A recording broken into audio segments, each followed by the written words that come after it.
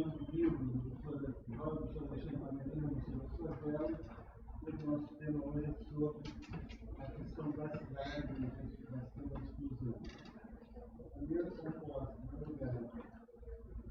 A professora Clarice Jorge de Oliveira, ela é graduada em Arquitetura e Urbanismo pela URGS, com mestrado e doutorado no PPG e Planejamento Urbano Regional da URGS, fez doutorado de sanduíche na Oxford Brookes University, professor adjunto do Departamento de Urbanismo e Arquitetura e tem trabalhado na área de arquitetura e planejamento urbano. Obrigado.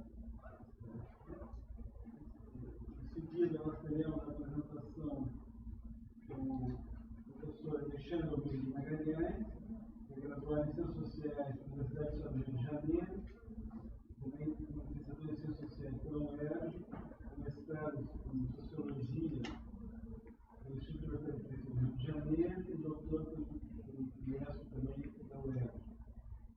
Pós-doutorado em Psicologia Social no Museu Nacional, é professor adjunto Sociologia nessa universidade.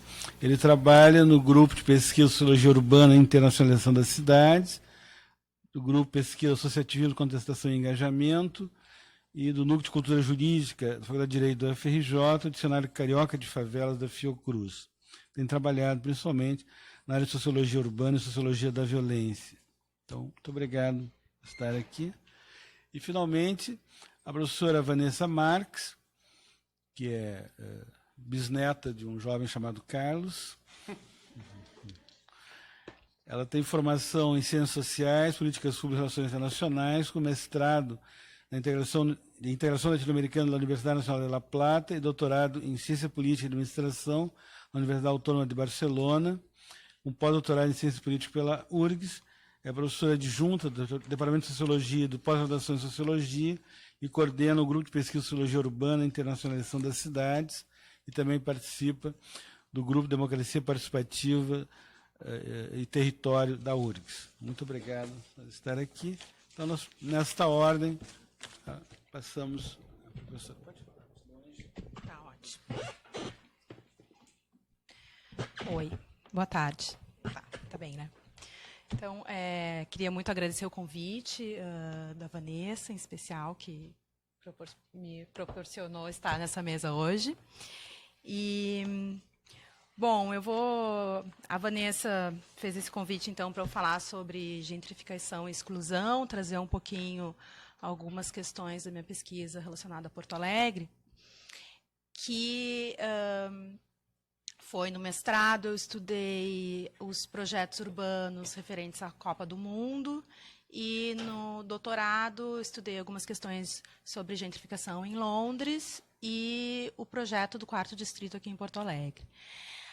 Então, hoje eu vou fazer uma fala que vai trazer algumas questões relacionadas à Copa do Mundo e ao projeto do 4º Distrito, mas com um viés da gentrificação que não vê isso simplesmente como um processo que acontece ao acaso, né? As remoções, as exclusões, e acho que o título foi muito feliz assim, em tratar a questão da gentrificação e exclusão em conjunto, porque eu vou abordar aqui um conceito do Smith, que é sobre a gentrificação programada e generalizada nos processos urbanos. Diferente da Ruth Glass, que escreveu, né, foi quem cunhou o termo gentrificação lá em 1964, para falar sobre a realidade da Inglaterra, de Londres, da renovação de classes, a transformação dos moradores em alguns bairros da área central de Londres, que ela passou a perceber, né, de uma observação da cidade.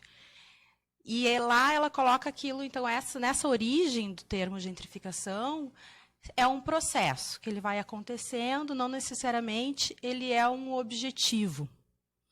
E é isso que o Neil Smith traz de diferente, e ele coloca também que os processos de gentrificação, a gentrificação vai acontecer de maneira diferente, dependendo do lugar, da cultura e das questões que estão envolvidas e relacionadas àquele fenômeno urbano. Mas é interessante a gente perceber também que nem no caso da Ruth Glass foi uma questão simplesmente do acaso. Fazendo algumas pesquisas lá na Inglaterra, eu me deparei com alguns dados de que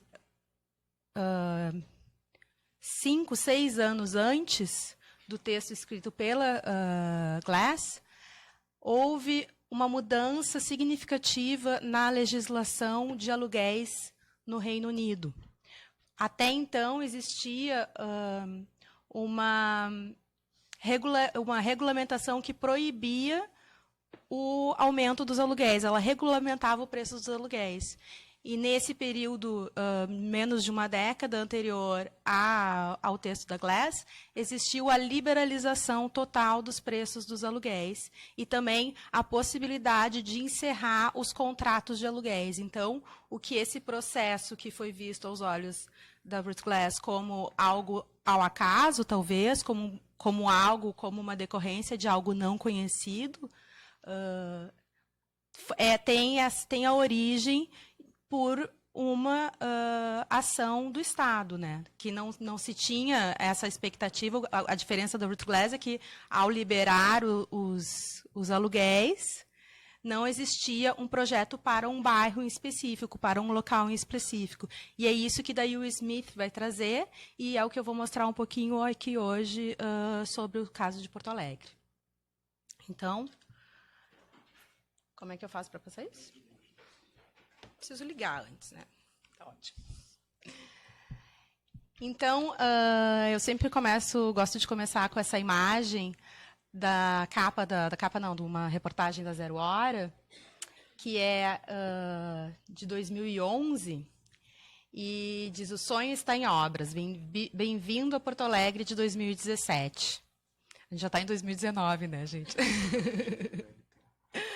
Então, aí existe uma variedade incrível de projetos, sobretudo projetos relacionados à mobilidade urbana, que vão ser, e aqui são os que eu vou apresentar, que acabam sendo os responsáveis pelas remoções de famílias, no caso de Porto Alegre. Toda essa programação, essa organização, esse planejamento da Porto Alegre de 2017 correu ao largo da Secretaria de Planejamento Urbano que existia na época, a SPM, Secretaria de Planejamento Municipal. Essa foto é uma foto de 2012, do mural dos técnicos da Prefeitura da SPM, da época, porque eles ficavam sabendo dos projetos para Porto Alegre pelas páginas da Zero Hora. Então, eles montaram esse mural, vai estar ali Orla do Guaíba, rodovias, separaram por temas, plano diretor, e eles montaram esse mural para saber o que estava acontecendo na cidade. E esses técnicos, eles eram dentro da Secretaria de Planejamento Municipal, eles eram os técnicos da SDU, o Setor de Desenvolvimento Urbano. Então, dentro da Secretaria, eram as pessoas responsáveis por tratar do planejamento da cidade. Aqui, para a Copa, para os projetos da Copa, foram 5 projetos de duplicação de via, 6 projetos de viadutos ou obras de arte, como chamam, 4 corredores de VLT, um aeromóvel e uma possível linha do metrô, a ampliação do aeroporto, 2 estádios de futebol, embora a FIFA requerisse apenas um, e 2 projetos da Orla, né, o Cais Mauá e a Orla do Guaíba. E aí a gente vê que destes projetos, 20 foram feitos a partir de parcerias público-privadas. Então, a gente percebe, e aí são parcerias público-privadas, não necessariamente nos termos da lei que existia na época, porque existiam 4 tipos de parceria público-privada possível, mas existem alguns projetos aqui que são parcerias informais, vamos dizer assim, mas que existem parceiros. E esses parceiros são, como, por exemplo, nos projetos de mobilidade urbana, todos os projetos foram doados pelo CIERGS, que é da indústria, o CIERGS, como é que é a sigla agora? Confederação da Indústria do Rio Grande do Sul, muito obrigada. Então, o CIERGS doou os projetos de mobilidade urbana e isso fez com que Porto Alegre... Aqui, não sei se está dando para ver bem, tá. Porto Alegre, porque para acessar os financiamentos do Ministério das Cidades, do PAC da Mobilidade, do PAC da Copa do Mundo, as prefeituras apresentavam a sua matriz de responsabilidade com o Ministério Federal e com os poderes envolvidos. No caso de Porto Alegre, era estritamente municipal, sem a participação do Estado. Em alguns outros casos existia a participação do Estado. Então, aqui, no caso de Porto Alegre, era município e Ministério das Cidades.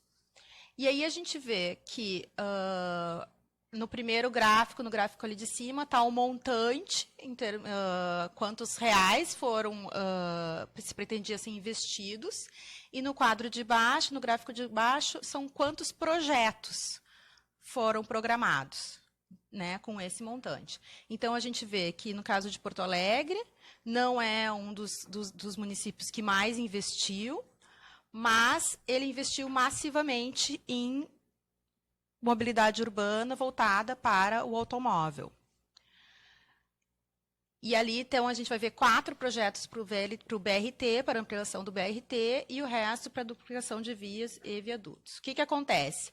Como esses projetos aqui, é como eles se localizam no município. E aí a gente está sobreposto nesse mapa, está sobreposto com dados do IBGE de a população de alta renda vão ser as partes mais escuras, assim, só para a gente ter uma ideia da distribuição de renda dos moradores e a localização dos projetos. O que acontece? O CIERGS, como ele doou os projetos, ele acabou firmando uma parceria com o município. O município, na época, dizia: não, as doações dos projetos vai ser muito bom, porque nós conseguiremos fazer mais projetos. Só que o que aconteceu? O CIERGS doou apenas os projetos do qual ele tinha interesse. Um dos motivos do BRT nunca ter acontecido até hoje, e aí depois um dia a gente pode abrir toda uma conversa sobre se o projeto que existia para o BRT era ou não realmente, e existia algum incremento substancial no sistema de Porto Alegre, porque Porto Alegre já tinha corredores de ônibus, etc., mas essa é uma outra conversa que não vai dar tempo de entrar aqui. Mas o CIERGS doou os projetos essencialmente ligados à Avenida Tronco e à Terceira Perimetral, aos viadutos da Carlos Gomes. Então, isso gerou, e aí vocês vão ver o atraso, né? Tem obras até hoje inacabadas, obras que nunca saíram do papel, e o Ministério Público, o Tribunal de Contas, na época, isso em 2014 e 2015, autuou o município dizendo: não, olha, não existe a possibilidade de seguir com esses projetos, porque não existem projetos. Os projetos são projetos básicos, a ausência de projetos executivos, aí isso vai dar problemas como lá na Anitta, etc. Mas o que isso vai querer para a gente aqui na questão das remoções? A questão da Avenida Tronco. E aí a Avenida Tronco ela vai ter um papel importante, porque ela vai estar... Isso aqui tem uma coisinha aqui. A Avenida Tronco é o rosinha. Atrás. Aqui. Aqui está a Avenida Tronco, né? Então, a Avenida Tronco vai conectar a Carlos Gomes, essas bolinhas aqui são os centros empresariais. E aí, aqui, a Tronco vai conectar esse novo polo de desenvolvimento imobiliário, que é em torno do Barra Shopping, Pontal do Estaleiro, agora vai ter o Jockey, vai atravessar a Vila Grande Cruzeiro e vai conectar, inclusive, aqui, né, com o aeroporto. E aí, na matriz de responsabilidade, quando o governo firma a matriz de responsabilidade com o governo federal, existe a possibilidade, ali tem os campos, quanto custa o projeto básico, quanto custa o projeto executivo, qual o preço da obra e qual o valor no projeto que vai ser destinado para as remoções, para as realocações das famílias. E aí, na matriz de responsabilidade da Avenida Tronco, o valor, obviamente, não é o suficiente para fazer a remoção de maneira digna. As famílias recebem um aluguel social de recebiam um aluguel de R$500 e recebiam R$50 mil pela sua moradia. Aqui está como está hoje, esse aqui é do lado do Postão da Cruzeiro, a obra está inacabada. Na época, a prefeitura começou a licitar e construir muitas casas de passagem. Então, o que acontece? Se viabilizou, no caso das remoções da Tronco, da Vila Grande Cruzeiro, um projeto, através de um projeto de mobilidade urbana, a justificativa para que remoções acontecessem. E a justificativa, quando eu falo da justificativa, é a justificativa com a opinião pública. Não, mas a cidade precisa dessa avenida. Essa avenida está lá projetada, né, nos planos diretores desde 79. Ela é importante para a cidade. Ela é importante para a cidade. A terceira perimetral também foi o mesmo processo, só que a terceira perimetral, se a gente pegar os valores do que foi destinado para as remoções das mansões que existiam na terceira perimetral, não vai chegar nem a 1/10, possivelmente, do que foi o valor destinado para as remoções na Avenida Tronco, na Vila Tronco. Então, isso causou, inclusive, teve um movimento Chave por Chave, que muitos de vocês já devem ter ouvido falar, ou até mesmo conhecer, que foi um movimento que se iniciou dentro da Vila Cruzeiro, para que as pessoas entregassem a chave da sua casa somente quando tivessem a chave da casa para a qual essa pessoa iria. Existia uma grande oferta, uma grande possibilidade de terrenos na área para a realocação das famílias para terrenos na mesma região, e o que não foi feito. E se viabilizou depois projetos como Minha Casa Minha Vida e outros programas nacionais para tentar suprir essa carência dos recursos que não foram previamente planejados. Então, aí a gente vê assim como pode existir a transformação urbana, deve existir a transformação urbana, sim, mas se ela for realizada de maneira programada para que os impactos sociais não sejam tão danosos como esse, o processo de exclusão social e de gentrificação é diferente, né? E aí a gente vai trazer a mesma questão com a DIC e a Nazaré. A DIC já teve muitas famílias removidas, tem o pessoal lá do EMAV, que está aqui, inclusive, que trabalha com a DIC no plano popular da Avenida DIC, da Vila DIC. E, recentemente, a questão da Nazaré para a duplicação da pista do aeroporto. O que acontece hoje? Depois de muitas famílias da DIC terem sido removidas para a área do Porto Seco, tem hoje os trâmites da Avenida Vila Nazaré. Eu participei de algumas audiências públicas de conciliação no Ministério Público e, na época, como era um acordo, daí vem de novo a questão do setor privado, porque a duplicação da pista do aeroporto, a renovação do aeroporto, não era originalmente um projeto, uma parceria público-privada, e hoje ela é, com a entrada da Fraport. E no momento que antes da Fraport entrar, as três esferas de governo, municipal, federal e estadual, fizeram um acordo de que, bom, as obras as novas casas e a remoção das famílias para esse lugar que é a cabeceira do aeroporto, que precisa ser ampliado, ela será de responsabilidade do município. Qual era a opção do município? Enviar as famílias para a região do Timbaúva e para Nossa Senhora do Bonfim.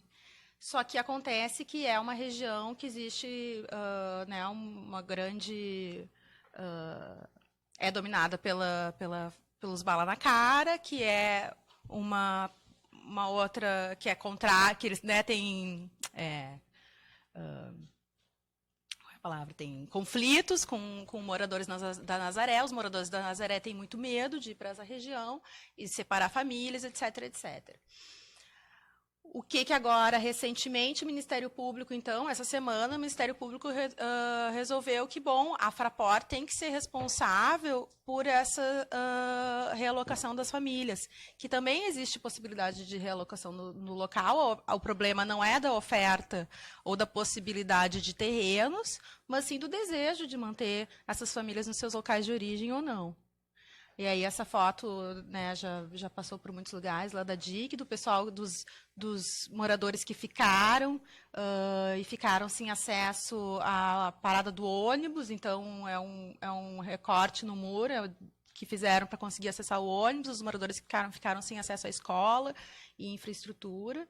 Então é um caso assim, os dois casos demonstram um desrespeito com os moradores das vilas. E então, sim, esse projeto de exclusão, um projeto de limpeza social, vamos dizer assim, né, de determinadas regiões, via a justificativa de projetos de mobilidade.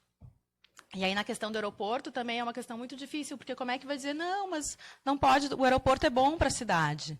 As pessoas, os moradores da Nazaré não podem morar embaixo da cabeceira.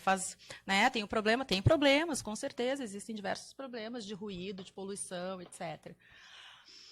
Mas as famílias precisam ter garantias de que elas terão uma outra casa num lugar onde elas tenham condições de viver.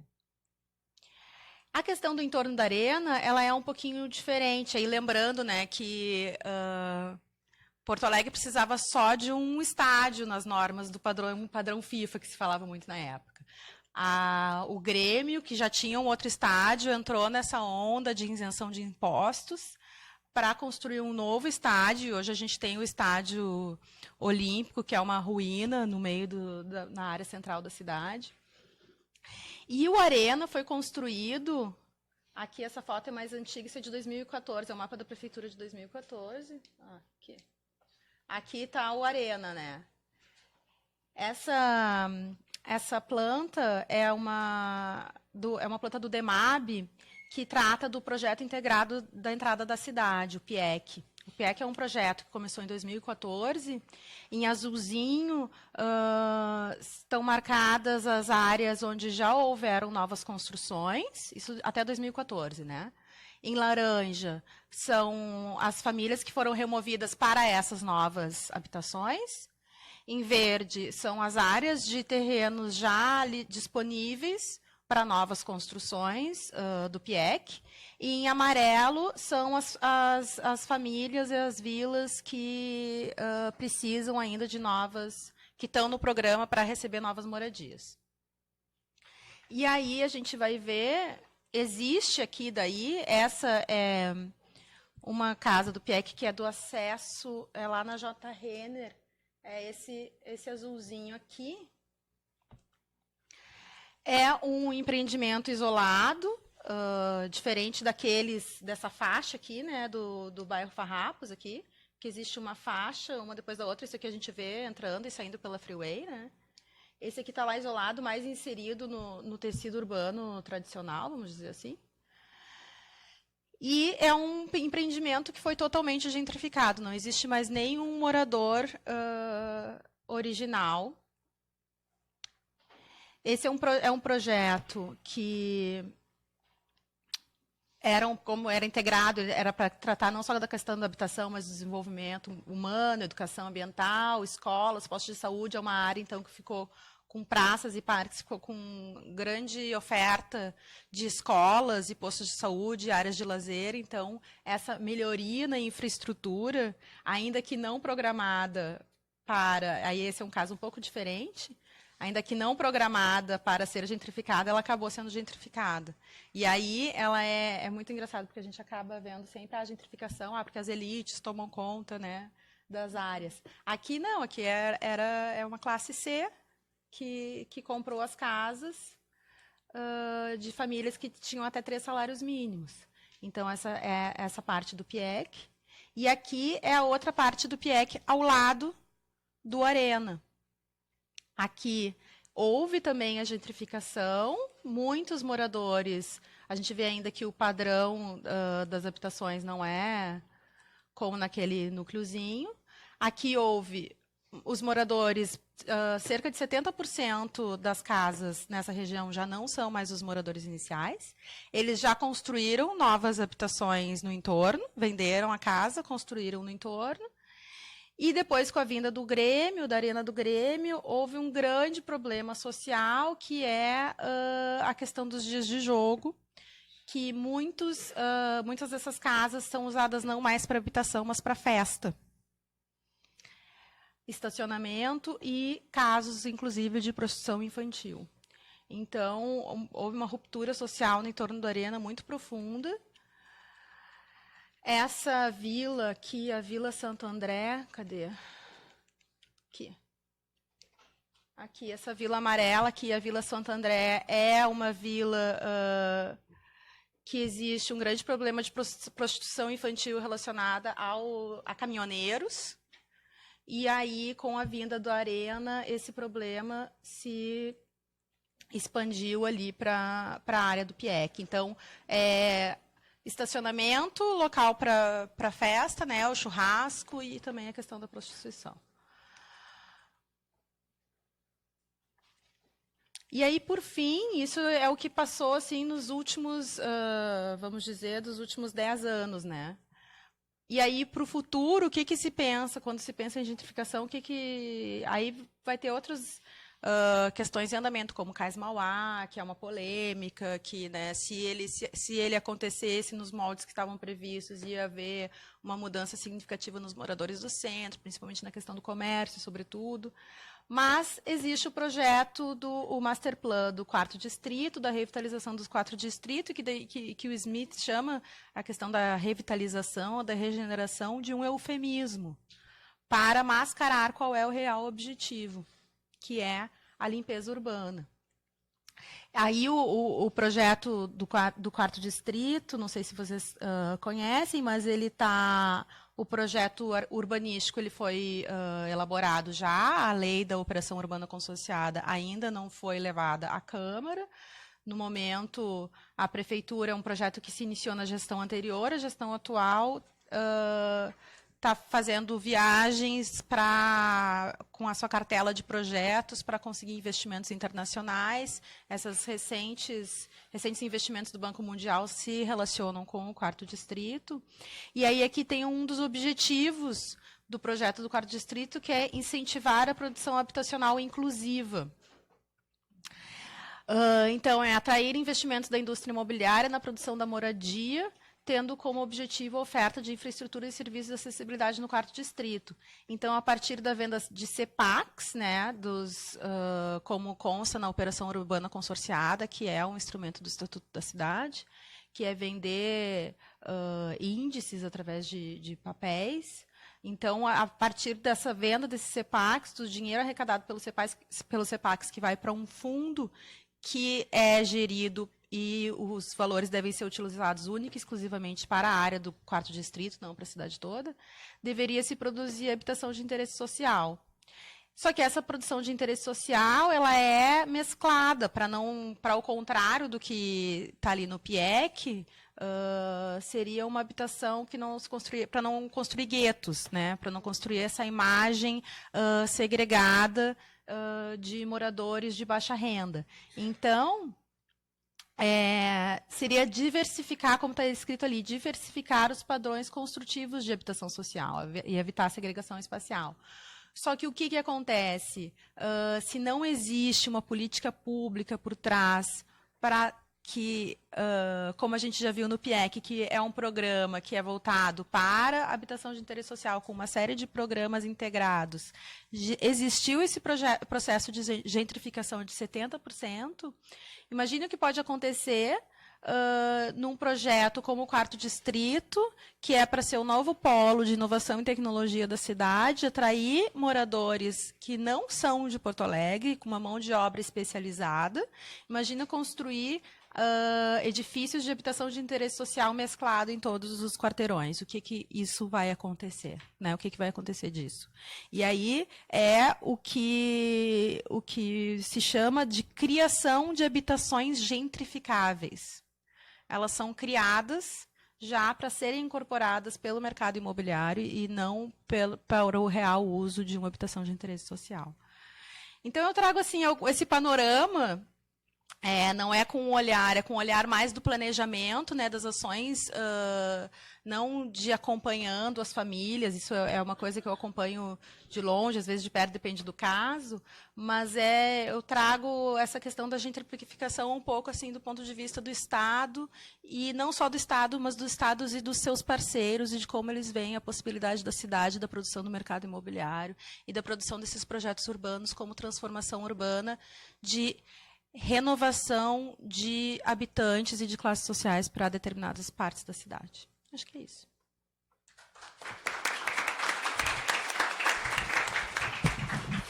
Muito obrigado, professora. Então, passando a palavra ao Alexandre.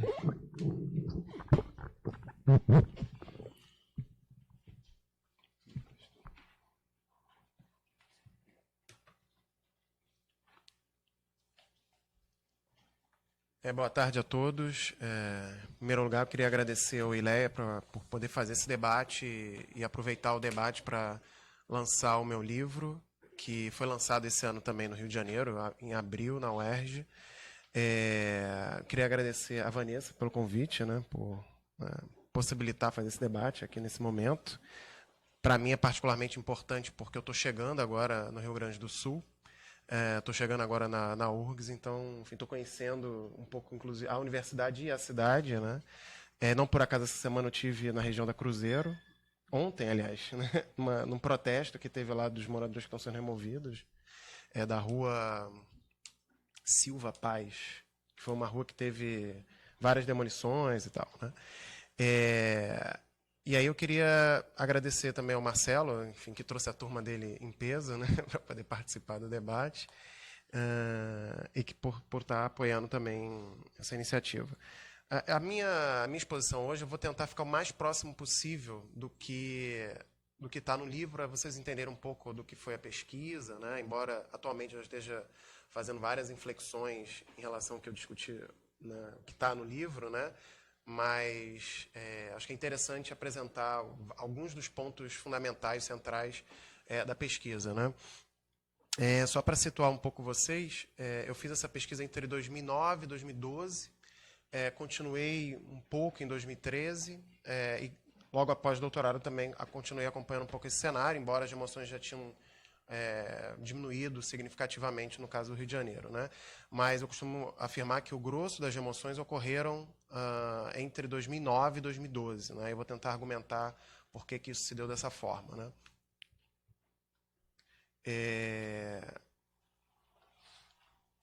E aí, acho que, diferentemente do que a Clarissa disse, né? Eu fiz uma pesquisa de campo, fiz uma etnografia, então acompanhei inúmeras famílias durante muito tempo, acompanhei movimentos sociais, acompanhei coletivos, não só de favelas, mas também de outras áreas da cidade, durante um longo período, né, durante 3, 4 anos quase, né, muito de perto. E aí pude acompanhar um pouco suas lutas, suas dores, enfim, e o que eles conseguiram tentar para evitar que esse processo de reconfiguração urbana que marcou a atual conjuntura no Rio de Janeiro, né, enfim, não fosse completamente destrutivo para as suas vidas, né? E aí, nesse período, aproximadamente, eu fui a 30 favelas que ou foram, enfim, removidas efetivamente, ou foram ameaçadas de remoção, mas que tiveram no horizonte de atuação do poder público naquele período no Rio de Janeiro, né? E aí, obviamente, como vocês devem imaginar, o Rio de Janeiro foi sede de 300 mil mega-eventos, né, de origem esportiva ou não, né? E esses mega-eventos fizeram com que todo essas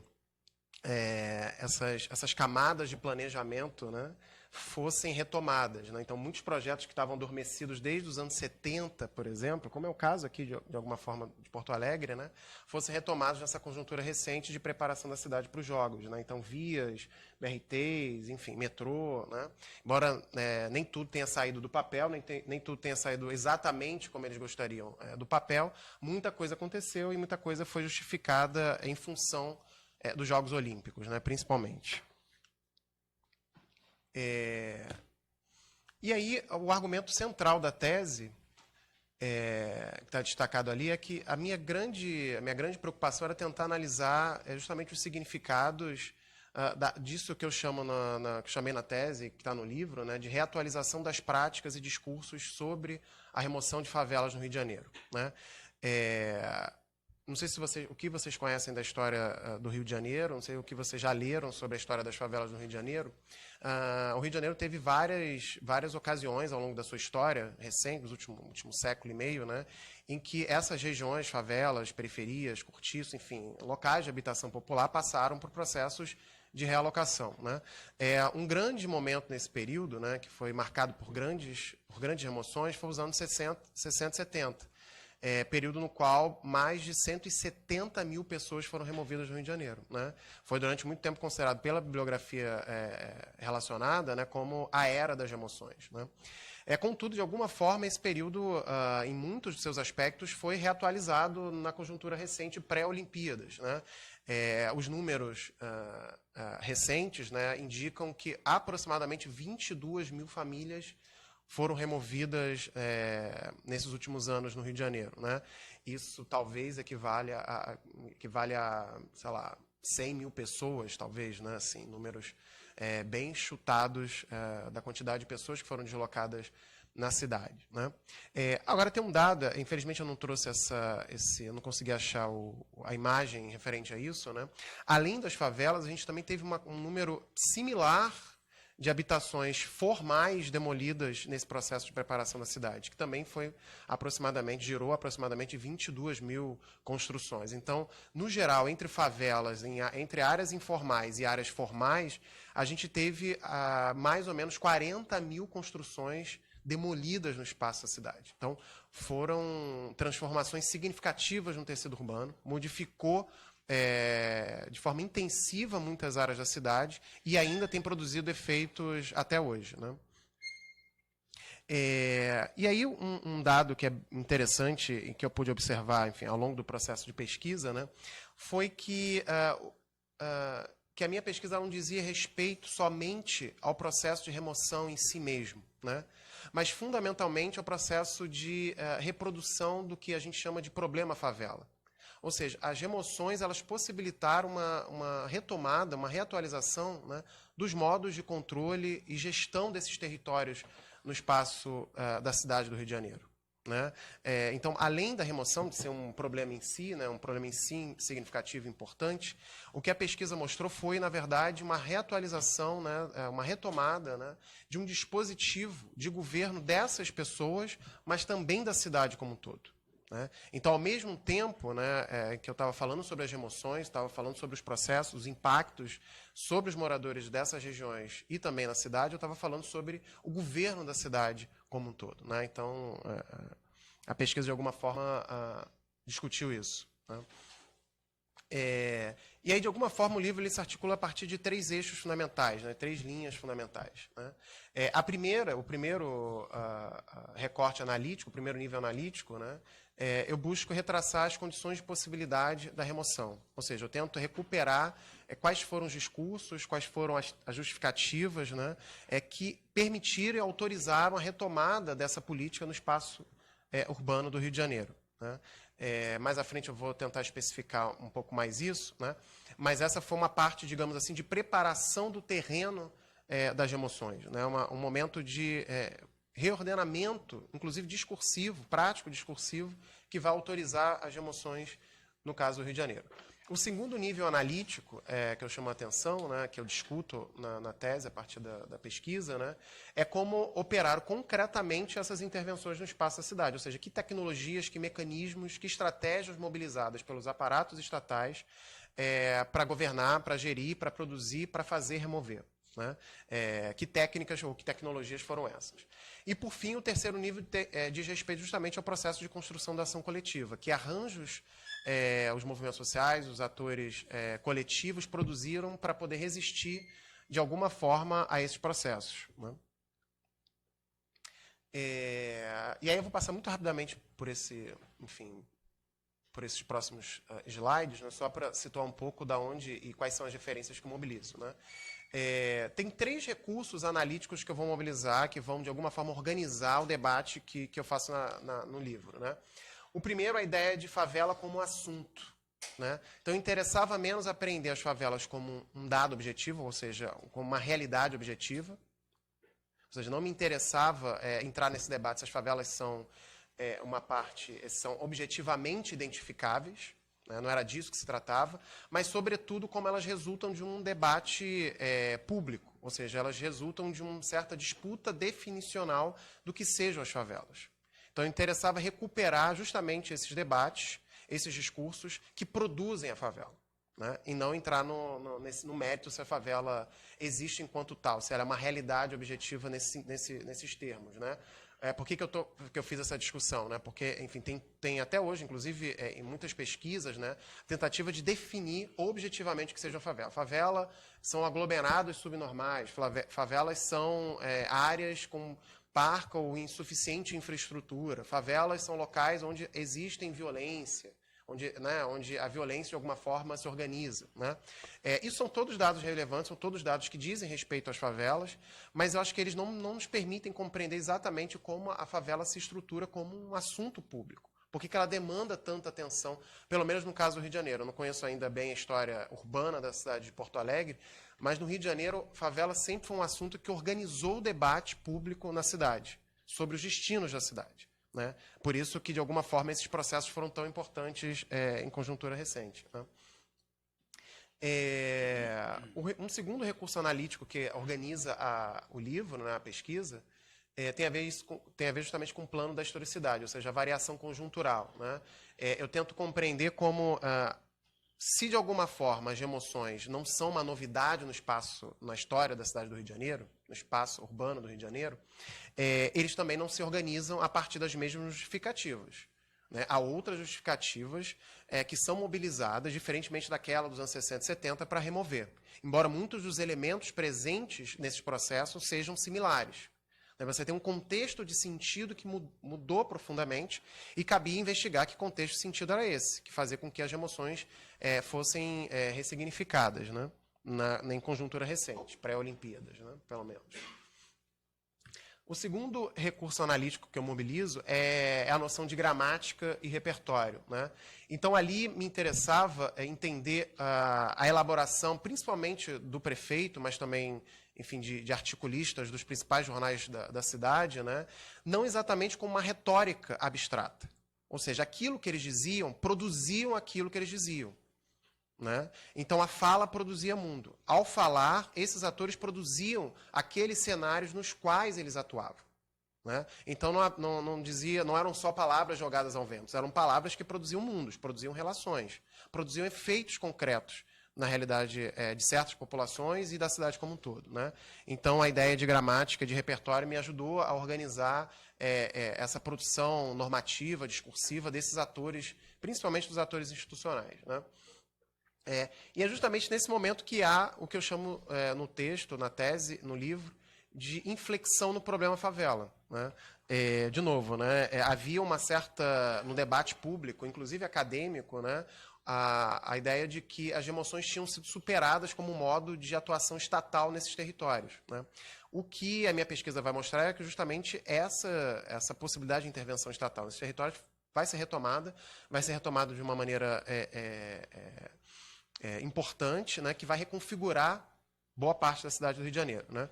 E aí eu acho que é interessante pensar nesses termos, né, porque, tanto do ponto de vista da ação institucional, estatal, né, essas políticas haviam sido deslocadas, né, como do ponto de vista teórico-analítico. Né? Você tem um conjunto enorme de textos, pelo menos até esse momento, que consideravam que as emoções seriam impossíveis de serem retomadas na história do Rio de Janeiro, né? Que elas já tinham sido superadas, porque já haviam sido consolidadas outras políticas públicas em relação a esses territórios, né?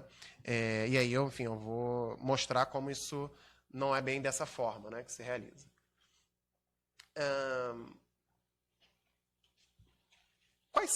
Quais seriam, né, os fundamentos práticos dessa inflexão nessa conjuntura recente da cidade do Rio de Janeiro? Né? Como vocês bem conhecem, o Rio de Janeiro é marcado justamente pela imagem da violência urbana, né? Você fala em Rio de Janeiro, imediatamente vem à cabeça violência, né? É uma marca, é um estigma que é difícil se descolar, né? Mesmo quando você se desloca, sai da sua cidade de origem, né? E é justamente por isso que ele se torna algo importante a ser considerado, e eu tornei isso algo a ser considerado, importante a ser considerado na minha pesquisa, né? Como alguns de vocês devem conhecer um pouco da cidade do Rio de Janeiro, né? A violência, ou a dita violência urbana, ela se transforma no principal problema urbano da cidade a partir dos anos 80. Né? E dali em diante passa a organizar boa parte das práticas institucionais, as tomadas de posição pública de diferentes atores, né? E reorientar significativamente a trajetória dos seus diversos moradores. Né? Então, nesse sentido, a violência urbana ela marca, né? E vai marcar significativamente essas trajetórias e vai marcar significativamente, inclusive, boa parte das pesquisas. Né? Hoje, quem trabalha com sociologia urbana no Rio de Janeiro trabalha basicamente com violência, e violência em suas diferentes facetas. Né?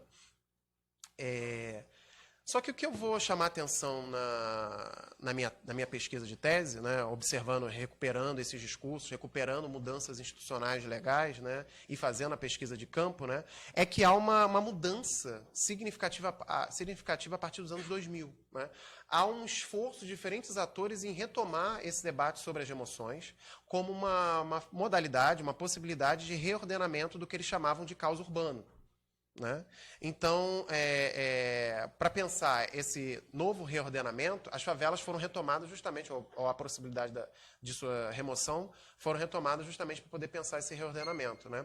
Então, você tem um conjunto de iniciativas legislativas, judiciais, né, ligadas principalmente à ação do Ministério Público, né, e dos grandes jornais para estimular o debate e estimular a ação estatal relacionadas às emoções. Né? Você tem uma série que ficou famosa na época na cidade, produzida pelo jornal o Globo, né, chamada Ilegal e Daí, né, que era uma série que discutia todos os problemas urbanos da cidade, né, que se resumiam basicamente à existência das favelas. Então, o grande mal do caos urbano no Rio de Janeiro eram as favelas, resumidamente. Né? O debate se resumia dessa forma. Né? E aí, nesse momento, o Ministério Público ele, determina que a prefeitura remova 15 favelas de uma região da zona oeste da Barra da Tijuca, né? Depois eu vou mostrar, tem um mapa que mostra um pouco a região, né? Que ocupava uma área considerada de preservação ambiental, só que a prefeitura não remove, justamente porque a posição do prefeito à época, que é inclusive o pai do presidente da Câmara dos Deputados, né?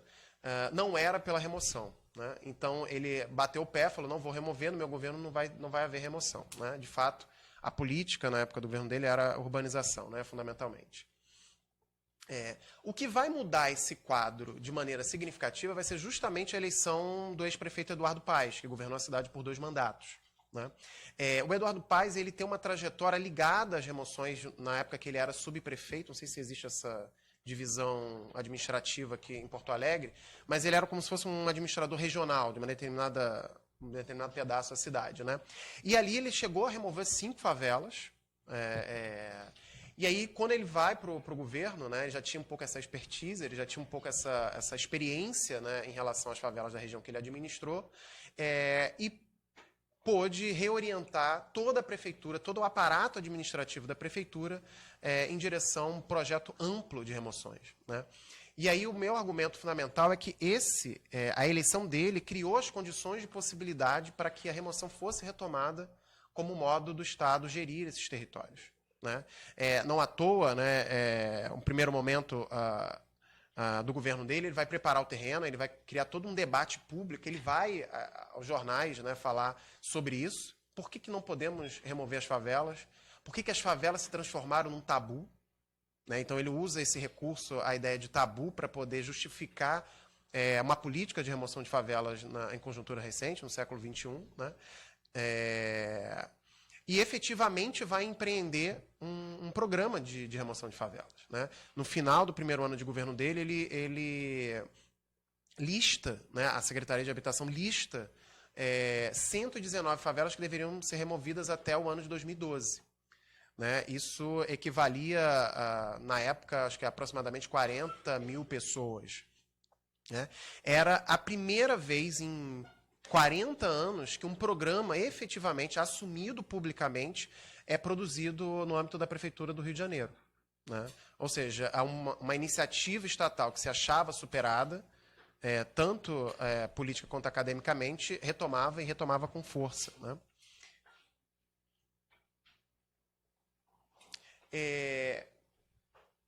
Nesse momento, nessa ocasião, você tem três momentos chaves que preparam o terreno para esse debate. O primeiro, um esforço para trazer ao debate público o tema da remoção.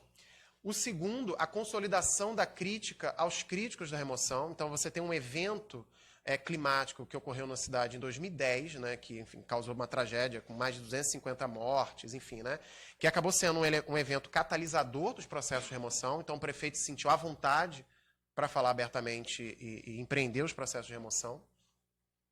E aí você tem um terceiro momento, que é o que eu chamo, que eles chamavam, na verdade, do legado dos Jogos Olímpicos. Então, as remoções como um legado dos Jogos Olímpicos. Né?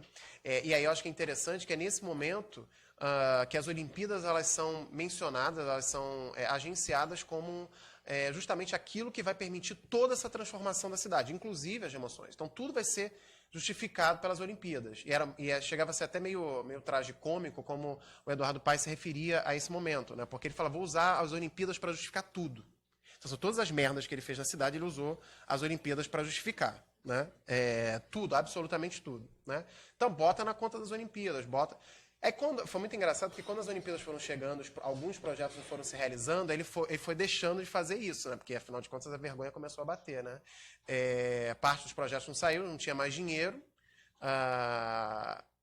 E aí, a própria imagem dele, que tinha, enfim, outros interesses, inclusive ser governador do estado, estava ficando, enfim, arranhada. Né? E aí, nesse momento que a prefeitura lança o programa Morar Carioca, que foi um programa que tentou ampliar o Favela Bairro, que é um programa antigo de urbanização de favelas, só que com uma novidade. O Morar Carioca incorporaria a política de remoções. Né? Então, nesse momento, você tem uma articulação entre projetos de urbanização e remoção.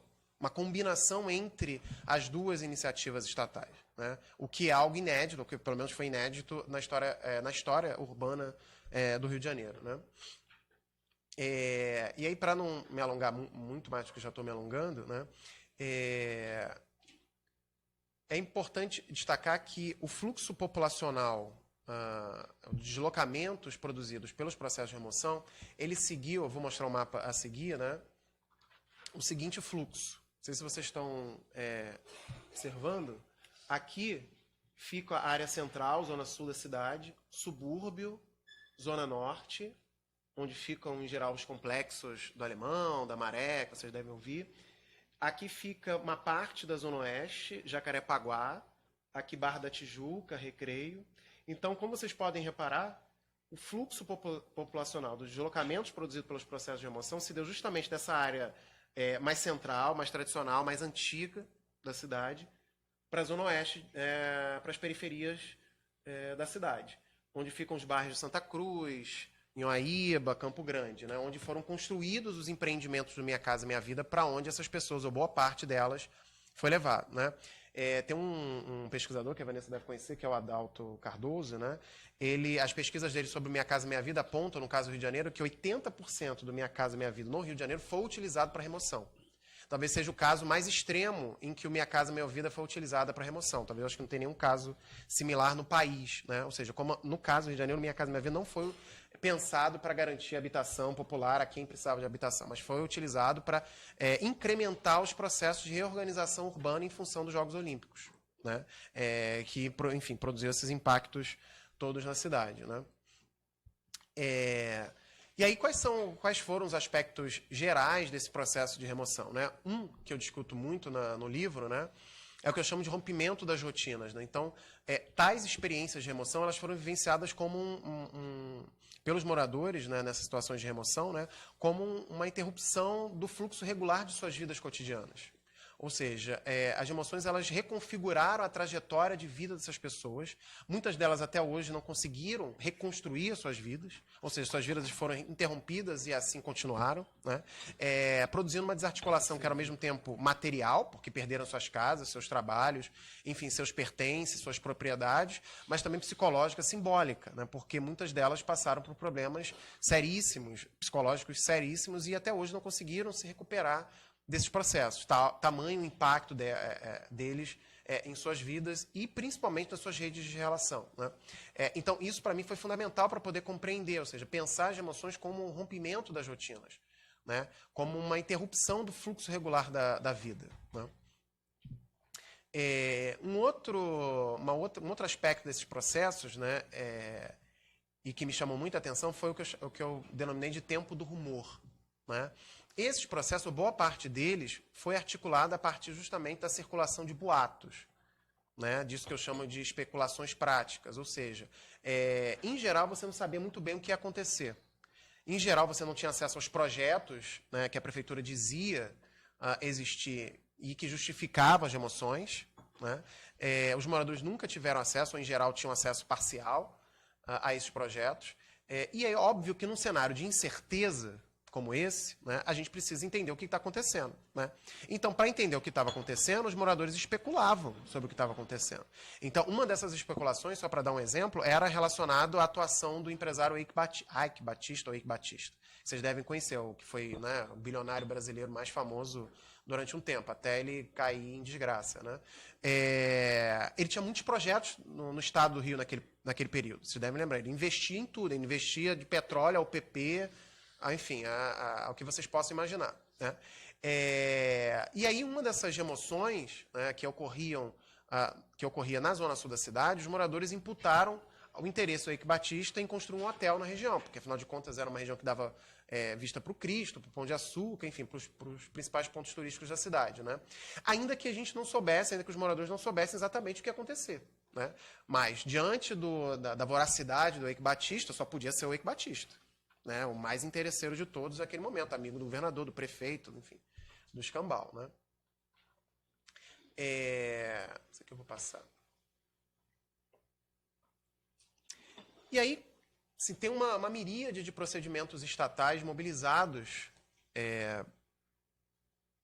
pela prefeitura para poder remover, né, para fazer remover, né? E aí aqui eu listei algumas delas só para a gente ter uma noção do que efetivamente ocorreu nesses cenários, né, e o impacto disso na vida cotidiana dessas pessoas, né? Primeiro, uma coisa que era muito observável eram essas pressões diárias produzidas por agentes públicos que atuavam na ponta desses processos, né? Então, coisas do tipo, ou você aceita a proposta da prefeitura ou vai ficar sem nada, né? Se não aceitar, vai para a rua. Não adianta recorrer à defensoria pública, ao Ministério Público, né? Você não vai conseguir nada, né? Então, isso era recorrente na vida das pessoas, né? Esse tipo de pressão, né? E eram pressões que faziam com que, muitas vezes, essas pessoas, né, decidissem por aceitar a proposta da prefeitura, né? Um outro procedimento muito comum era produzir conflitos entre os próprios moradores, né? Isso era uma coisa que minava as possibilidades de articulação coletiva dessas pessoas em muitas ocasiões. Então, os coletivos, né, e as organizações que se organizavam, né, para denunciar e lutar contra as emoções, uma das suas grandes dificuldades era desfazer esses conflitos produzidos justamente por esses agentes estatais que atuavam na ponta desses processos, né? Então, coisas do, por exemplo, né, afirmar que morador fulano de tal já negociou com a prefeitura, já recebeu, sei lá, 100 mil de indenização, quando, na verdade, isso ainda não tinha acontecido, né? Mas isso circulava numa tal velocidade que o estrago, né, quando se tentava reverter isso, o estrago já estava feito, né? Então, isso era uma das grandes dificuldades para a produção da ação coletiva nesses cenários, inclusive, né? Um outro mecanismo foi a emissão de autos de interdição sem especificação e exigindo saída imediata. Então, em muitos processos de remoção, a prefeitura apresentava um laudo ou um auto de interdição, né, que de alguma forma era a justificativa legal da remoção, porque afinal de contas precisava ter alguma justificativa legal, né? Só que muitas vezes era alguma coisa que só havia o nome da pessoa e o número da casa. Não havia exatamente a explicação de por que aquela casa deveria ser retirada, né? Então, os moradores também não sabiam por que estavam saindo, por conta dessa opacidade desses documentos, dessas práticas, né? Outro procedimento também muito comum foi essa falta de identificação dos agentes públicos, né? Era muito recorrente nesses cenários de remoção, né, circular um conjunto muito diferente e diversificado de pessoas, né? O que por si só já gerava uma certa inconformidade por parte dos moradores. Afinal de contas, quem são essas pessoas estranhas que estão circulando aqui onde eu moro, né? Que até ontem eu não sabia quem era, né? Isso valia principalmente para os agentes públicos, né, que não vinham identificados, você não sabia se era da Secretaria de Habitação, se era da região administrativa, se era da prefeitura, se era, enfim, né, miliciano, enfim, não sabia de onde era, né? Isso, mais uma vez, gerava um estado de ansiedade, né, generalizado entre os moradores, né, de tensão muito grande, porque, afinal de contas, você não sabe quem é que está andando ali na porta, está batendo na sua porta, inclusive, né? Falta de acesso aos projetos a partir dos quais as remoções são justificadas, isso eu já falei. Demolições sem compensação financeira. Isso, pelo que eu entendi, aqui isso tem acontecido, né? Várias remoções ocorreram sem compensação financeira. Isso no Rio aconteceu durante um bom período. Ou seja, retirava essas pessoas, prometia-se a elas que elas receberiam um valor X e elas não recebiam imediatamente, né? Então, essas pessoas iam literalmente para a Rua da Amargura, porque elas não receberam a tempo qualquer valor que seja para poder encontrar um novo imóvel para morar. Muitas delas acabavam indo para casa de parentes ou amigos até que a prefeitura resolvesse efetivamente pagar os valores prometidos, né? Ou, enfim, ou dar o imóvel prometido no Minha Casa Minha Vida, por aí vai. Destruição de casas geminadas como forma de pressão. Então, enfim, quem conhece favela ou já foi vilas, né? Porque enfim, eu falo favela porque é muito comum falar favela no Rio de Janeiro, né? Vocês são mais acostumados com o termo vila, né? Quem conhece uma vila, uma favela, sabe como as habitações muitas vezes são construídas muito próximas, coladas umas às outras, né? Então, uma das formas de pressão do poder público para retirar essas pessoas era justamente destruir ou parcialmente, né, ou totalmente, uma casa que ficava ao lado, ou abaixo, ou acima, né? O que, por si só, já provocava uma grande dificuldade para quem continuava habitando naquela área, né? Então, eu vi um caso uma vez em que era uma casa, eram 2 andares, 2 famílias diferentes, a casa de baixo resolveu sair, aceitou a proposta da prefeitura e a de cima ficou. E a prefeitura começou a destruir a parte de baixo, né? Óbvio que isso vai abalar as estruturas do imóvel, né? Óbvio que isso vai dificultar a vida das pessoas, não só por conta dos escombros que vão ficar ali espalhados, né? Mas porque, de fato, abala as estruturas do imóvel, né? Isso acontecendo recorrentemente fez com que muitas pessoas, obviamente preocupadas com a sua própria vida, desistissem de continuar se mobilizando e saíssem, né? Outras eram mais teimosas, né? E continuavam morando mesmo em condições muito precárias, né? Que isso é uma coisa importante que depois a gente pode retomar no debate, né? É uma produção constante da precariedade pelo poder público nessas ocasiões, né? É uma forma, inclusive, não só de pressionar para que essas pessoas saiam, mas é uma forma, inclusive, de governar os pobres urbanos, ou seja, produzir precariedade, tornar a vida dessas pessoas cada vez mais precárias, inviabilizar que elas vivam em determinadas regiões da cidade. Às vezes não se remove diretamente, mas se remove indiretamente, tornando a vida completamente impossível de ser vivida naquelas localidades, né? Uma dessas maneiras de tornar a vida impossível de ser vivida nessas regiões era cortar ou limitar o acesso aos serviços públicos, né? Então, cortar o serviço de eletricidade, de água, isso aconteceu muitas vezes, né, em muitas ocasiões. Porque imagina, quem que vai conseguir viver num lugar que não tem acesso à água, à energia elétrica, a transporte, a todos os serviços básicos necessários para que a gente possa continuar vivendo adequadamente, né? Então, isso era uma das formas. E uma outra forma que era muito comum, que era essa de deixar os escombros das demolições nos locais, né? Criar um terreno de inviabilidade, literalmente, né? Quando eu fui ontem lá, um dos moradores estava alegando justamente isso, né?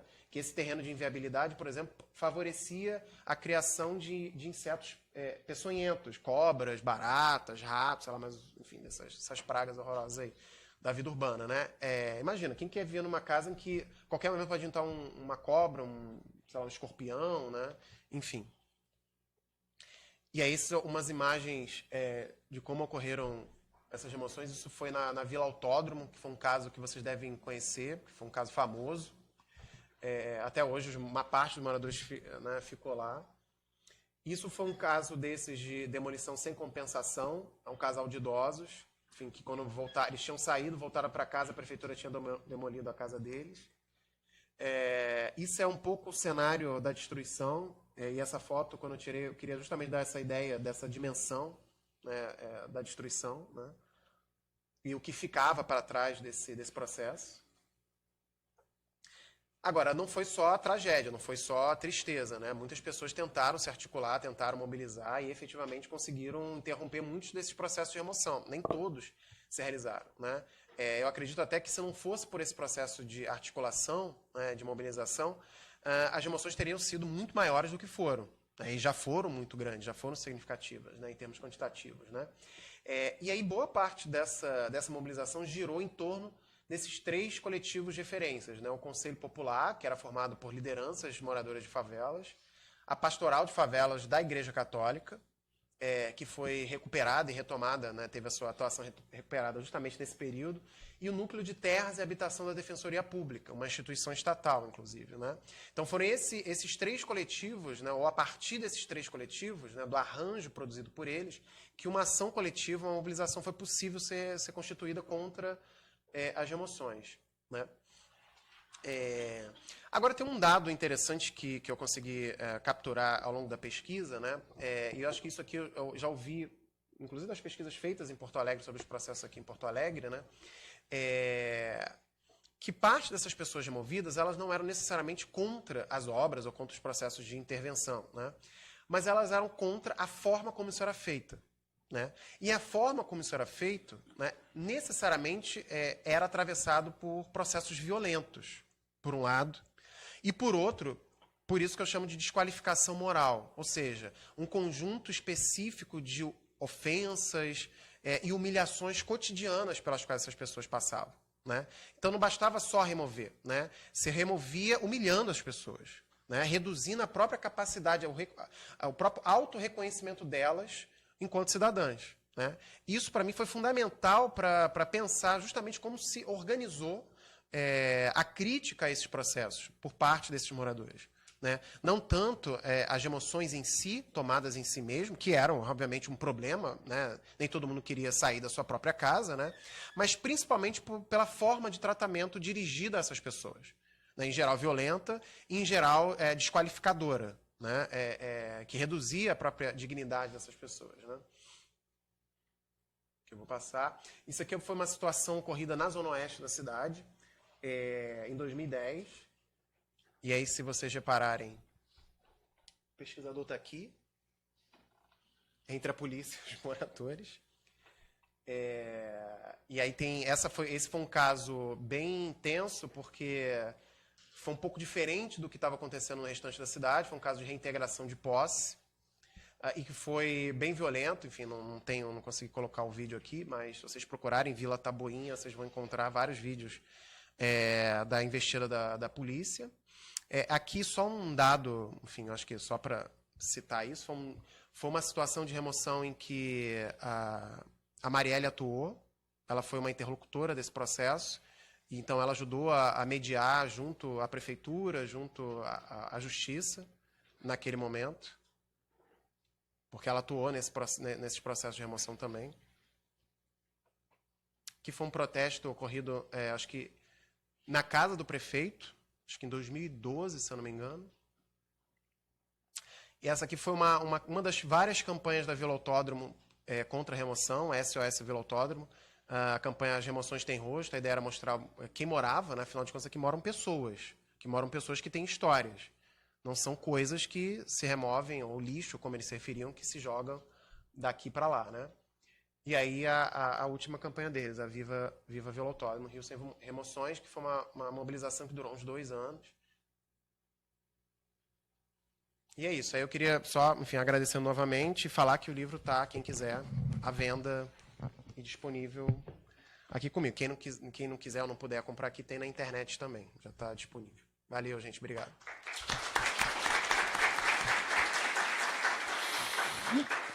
Muito obrigado, professor Alexandre. Então, passo a palavra agora à professora Vanessa Marques. Bom, posso tirar daqui?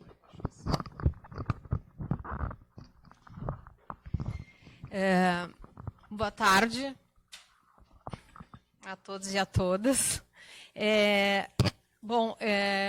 Primeiro eu gostaria de agradecer, em nome do grupo de pesquisa Sociologia Urbana e Internacionalização das Cidades, que muitos estão aqui, essa oportunidade de fazer essa parceria com a ILEA e com o professor José Vicente, para a gente debater o tema das cidades. Eu acho que é muito importante, eu acho que esse é um dos primeiros eventos que a gente pode organizar conjuntamente, porque o ano que vem nós temos revisão de plano diretor em Porto Alegre.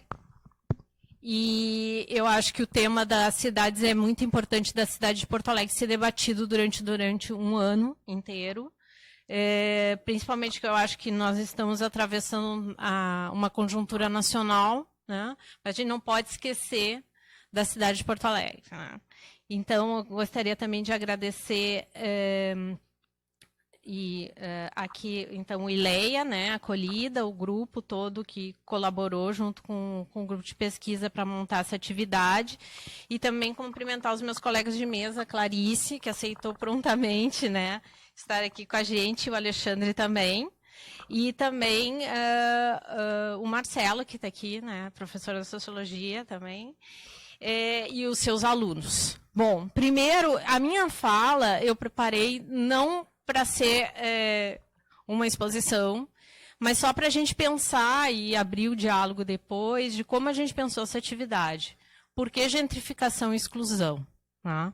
E eu acho que as cidades brasileiras e latino-americanas, elas têm essa característica, né, de ter um território extremamente segregado, uma exclusão que se repete, tá?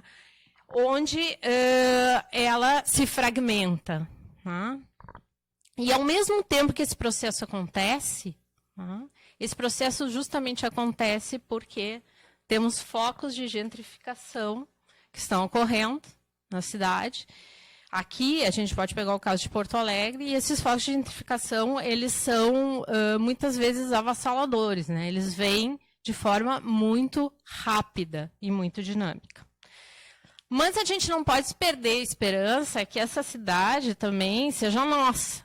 Né? Então, por isso, o tão caro termo direito à cidade, né? Cunhado lá pelo Lefebvre, incorporado nas lutas urbanas, no Fórum de Reforma Urbana, no Estatuto da Cidade, e recentemente na nova Agenda Urbana do Habitat da ONU, né? Como um termo de direito a viver nela. Então, se a gente pensa a cidade nesse constante olhar, né, do nosso cotidiano, a gente pode também pensar, como a Beatriz Sarlo faz, né, na cidade vista como mercadoria, como ela pode ser imaginada, né, ou utópica, né, como a gente pode pensar a partir de Lefebvre. Então, acho que detectar essas problemáticas da nossa cidade moderna é essencial hoje, né, e esse processo ele acontece e pode acontecer também desde o nosso olhar, né, de imaginar ou de pensar essa utopia para a nossa cidade aqui. Então, a gente está vivendo hoje, né, e eu acho que, resumindo um pouco, a gente acaba de voltar da Enampur, né, que foi um encontro da Associação Nacional de Planejamento Urbano, de um avanço do que se chamava a financiarização das cidades, né, ou do capitalismo avançado, né, onde o mercado, aliado ao Estado, está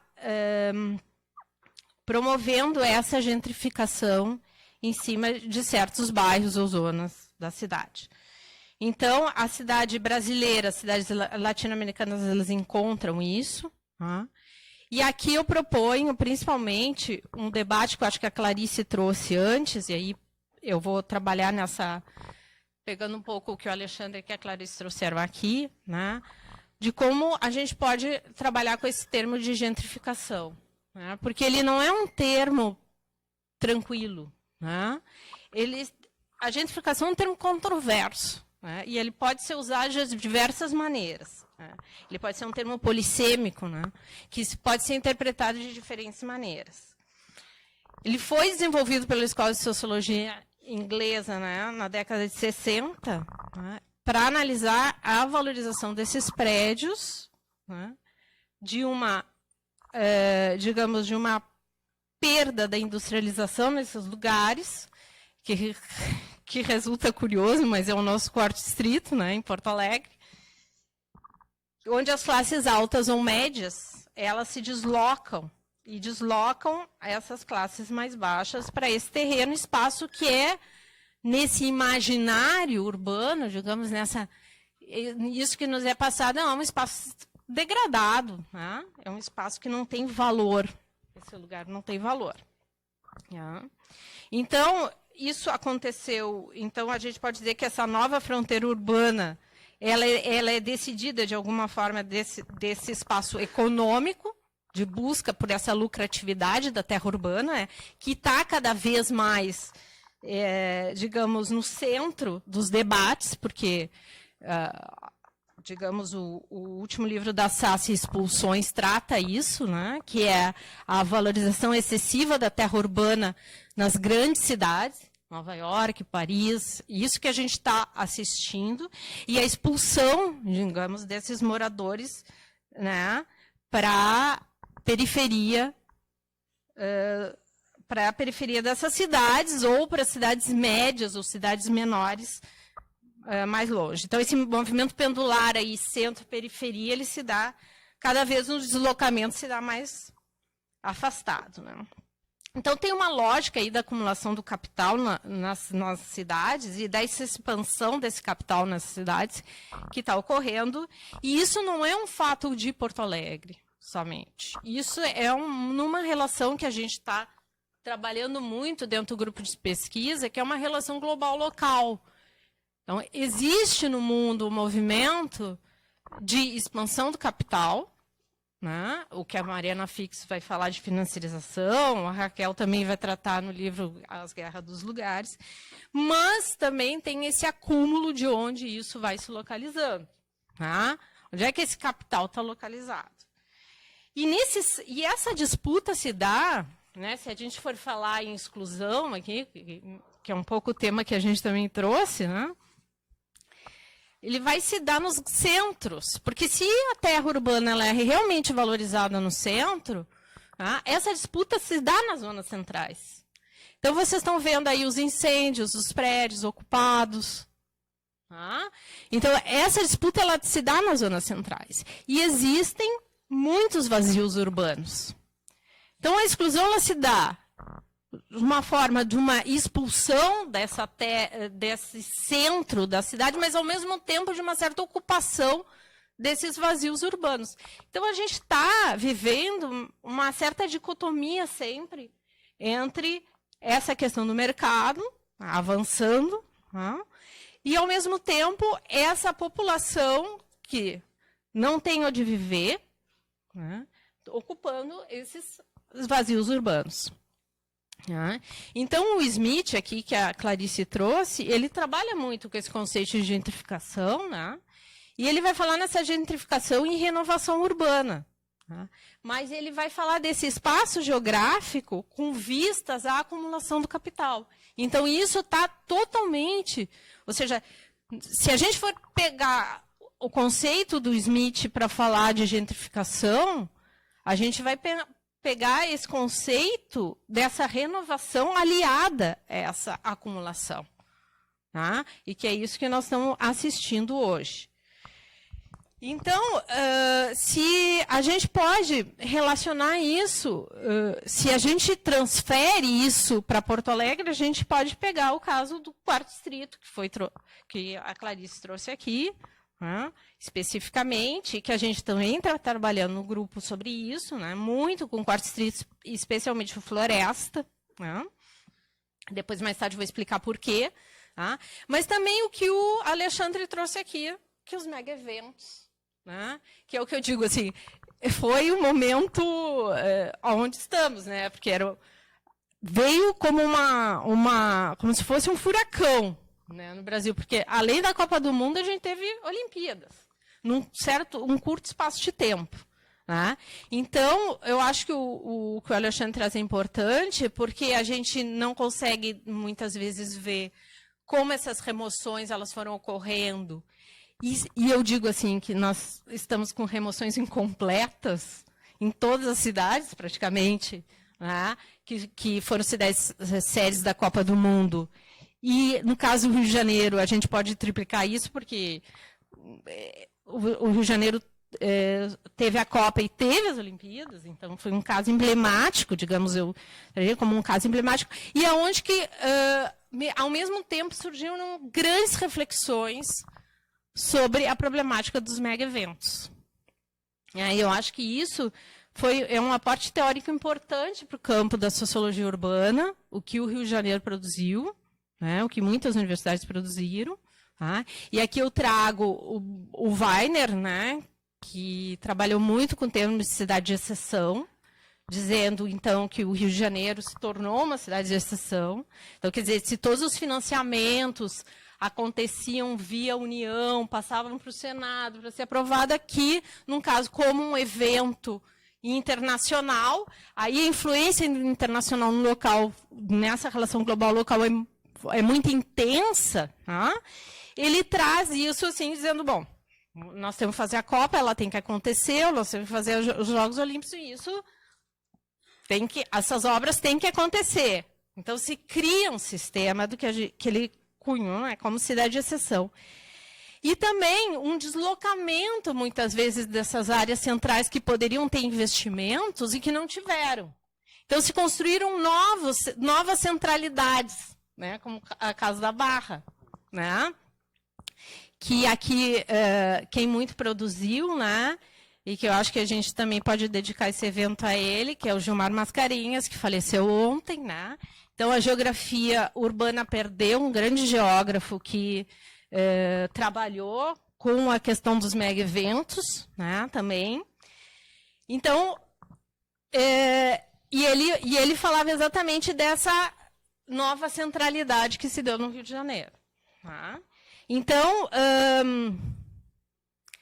eu acho que aqui foram removidas comunidades, né, e que o Alexandre bem trouxe aqui, né, e que isso, eu acho que foi o que ele mostrou, né, é que isso rompe com uma certa também a questão da fragmentação, porque não sei, eu acho que aqui eu vou deixar para o debate, mas essas remoções, quando elas são incompletas, elas deixam muitas marcas.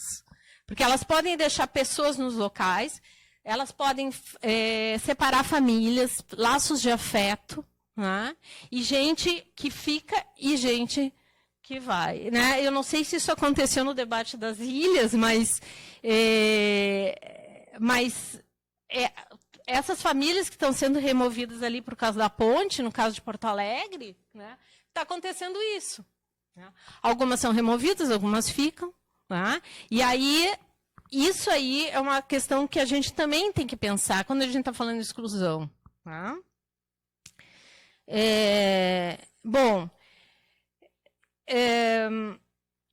Uma outra questão é essa questão do global local. Tá? E que agentes estão operando em relação a isso? Então, eu vou fazer uma problematização também, que no ano passado eu participei de uns diálogos urbanos em Montevidéu, onde estava a prefeita de Barcelona, né? E ela falava sobre esses avanços dos capitais transnacionais nas cidades. E ela falava, por exemplo, da questão dos estrangeiros e da questão da compra de imóveis para ter o Golden Visa, ou uma certa, por exemplo, no caso europeu, né, de tu poder ter um visto para permanecer no lugar e comprar, né, um imóvel em relação a isso, e, ao mesmo tempo, os imigrantes, né, aqueles que migram na cidade. E aí, essa dicotomia também aparece. Se a gente está falando dessa coisa da mercantilização da cidade, da financiarização da cidade, esses agentes, né, que são os estrangeiros, digamos, entre aspas, não é? Também podem ter lugares diferentes nessa cidade, do ponto de vista de onde vem.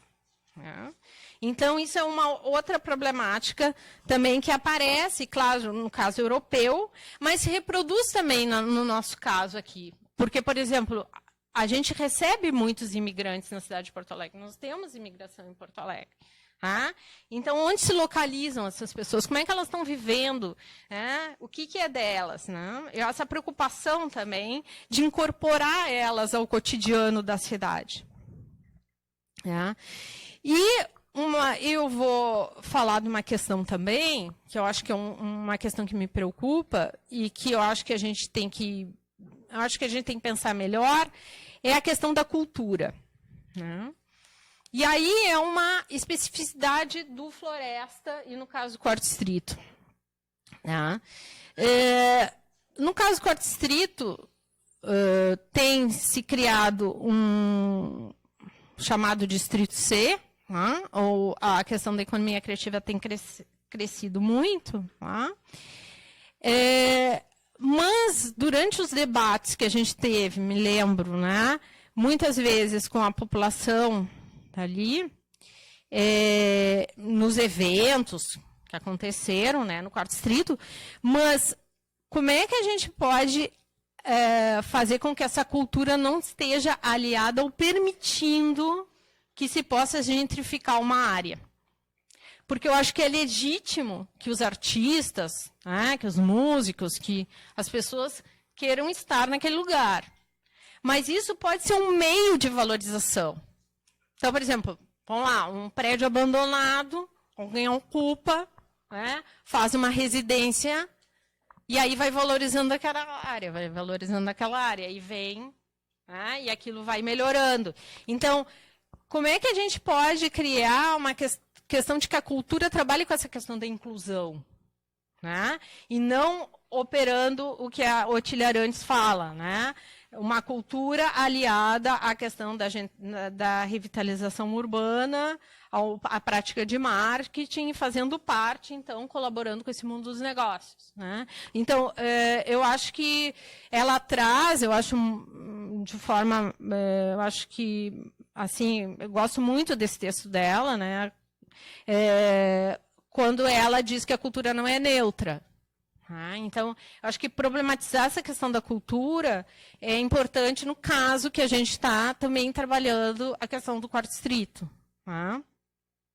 E isso tem acontecido não só no Quarto Distrito, mas aconteceu no 22 Arroba, nos portos na Alemanha, por exemplo, na questão de Münster, que ali eles ocuparam também uma parte do porto de Münster. Então, quer dizer, isso vem acontecendo, no mundo. Então, por um lado, a Otília diz isso, que a gente tem que olhar para a cultura, perceber que ela faz parte da cidade e ver que ela pode, assim, que ela não é um elemento neutro, mas, ao mesmo tempo, a arte, ela, mesmo que a cidade esteja em crise, ou ela influencia sobre esse espaço público, Ou seja, a arte ela pode evidenciar uma falta de ocupação do espaço público.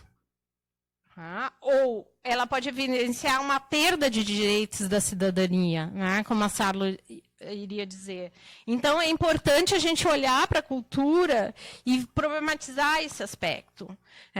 Ou seja, eu acho legítimo que exista esses processos, mas a gente tem que ver também problematizar um pouco como é que isso está acontecendo, como é que essa economia criativa ela vem avançando, se ela é sutil, em que aspecto ela é simbólica, o que ela proporciona. Então, aqui eu gostaria de abordar o seguinte, qual é esse papel da cultura na cidade? E falar sobre ela aliada, poderia ser ao direito à cidade, ao direito de pertencimento. Então, eu acho que reivindicar a cidade, a gente precisa pensar nela não só como um simples direito de visita, mas direito à vida urbana. tá? Como o Lefebvre diria. Então, uma outra questão que tem acontecido também, e que eu acho que aqui eu não vou entrar nesse ponto, mas eu acho que é muito importante, é a questão dos conselhos, né? Eu acho que o Marcelo está mais engajado nessa luta aí da campanha pelos conselhos, né? Mas os conselhos, eles são muito importantes. Eu acho que teve uma retomada, né, Clarice, aqui dos conselhos de Porto Alegre para a revisão do plano diretor. Tá? E eles são um espaço de coletivo. Tá? Porque isso, uma das dicotomias entre mercado, né, avançando na cidade versus o direito à cidade, né, as centralidades aqui, né? Uma questão é esse individual versus coletivo. Esses espaços, eles proporcionam uma troca coletiva de pensar a cidade.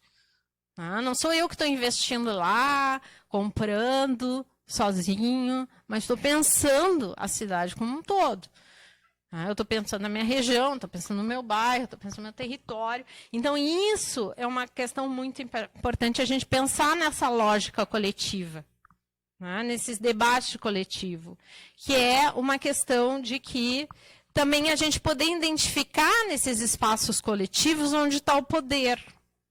Né? Porque eu acho que isso é central. O que o Harvey fala desse poder configurador na cidade, isso é central para a gente pensar a cidade.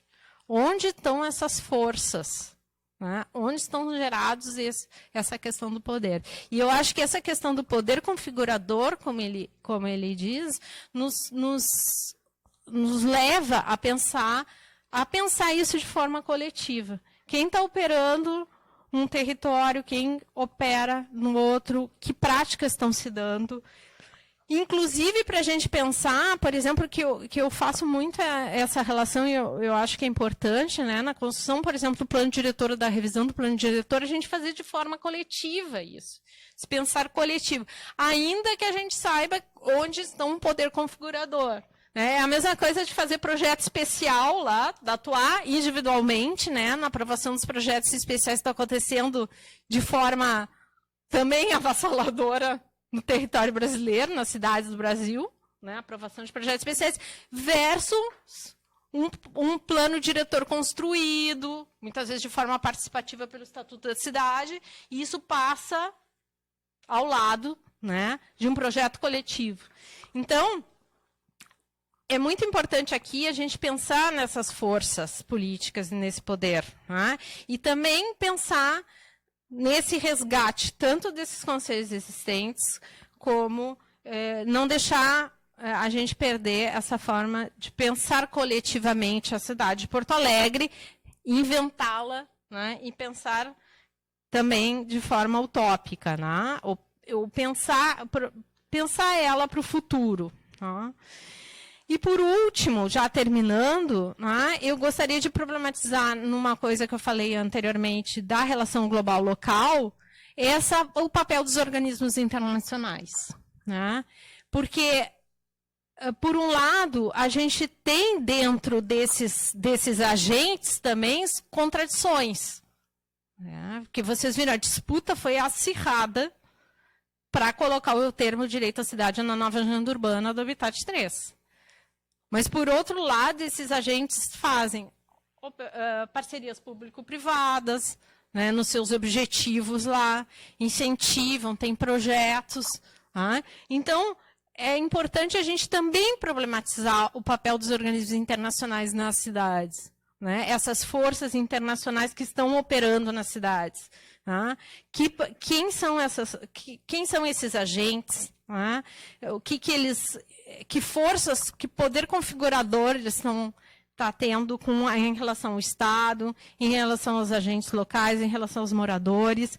Tá? E disputar, assim, porque a cidade está em disputa. Tá? Então, a gente tem que...